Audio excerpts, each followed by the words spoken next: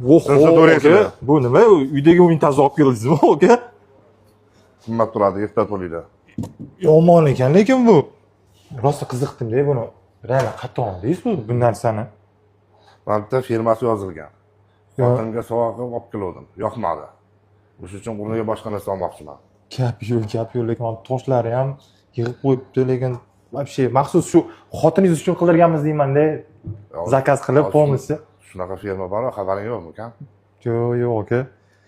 Mayli unda hozir tarozida o'lchab ko'ramiz. Aytganimdek maxsus tarozimizda bor. Shunda berib yuboring menga maxsus tarozi. Rahmat. Aka, lekin ozgina yordam berib olasiz. Bali. Aka, 2885 kilo. Aka, adashmasam bu 3-9 tilla. Ha, adashmading. 2885 kilo. Xo'p, 28850 gram bo'ladi ekan, aka. Matematikadan ham yaxshi ekansan. Ha, aka, matematikada yaxshi. Xo'p, bugungi kunda 3-9 narxi 1 million 900 mingdan bo'lganda 54 milliard 815 million bo'ladi ekan, aka. To'g'ri. Pulinglar bormi? Pulinglar yetadimi? Aka, puldan muammo yo'q, pul yetadi. Qarang, ko'raylik. Ketdik o'zi. Xo'p, mana. Aka, bu 200 million, O'lkam, to'xta. 400 million. So'mda berasan.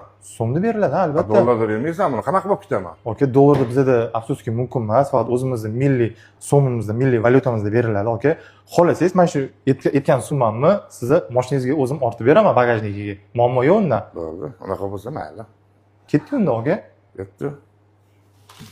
Aka, shu paketga bor. Hamma qora paketga solib berganman.